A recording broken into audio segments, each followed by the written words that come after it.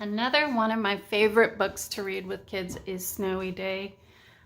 It's just like, I love the illustrations and it's so simple.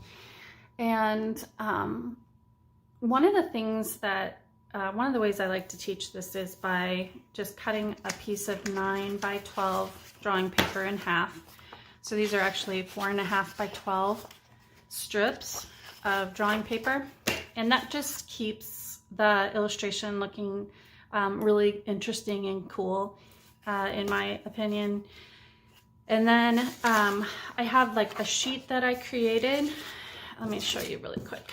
I have a sheet that I created with some drawings of Peter, because this is for elementary school, and sometimes they need a little help visualizing what they're drawing. So there's a couple different ways you can use this. The easiest way is probably just to let them color it, and they don't even have to color inside the lines because they're going to color it and then cut it out and place it on their landscape.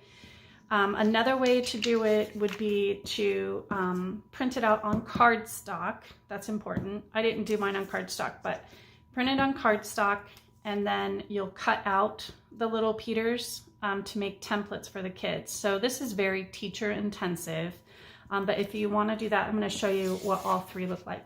If you want to do that, then they're just going to trace it onto construction paper.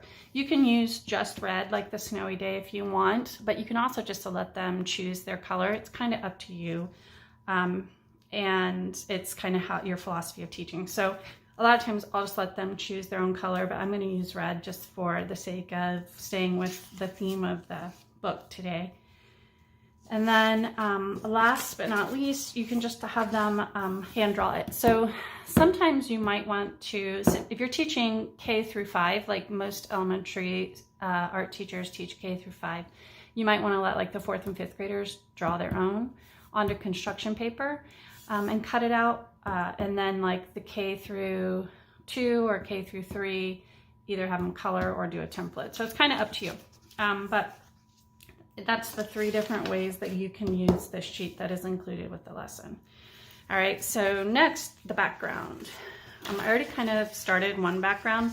So what they want to do is they want to create a snowscape. And the part that is snow is just going to stay white. And then the background is what's going to have the color. And in order to get these kind of wind-like shapes, I used pipe cleaners. You can use anything that like creates a texture underneath the paper, but I'm going to use these. So I'll show you how I did this. So I just give the kids a piece, I demonstrate for them, but I give a piece of paper.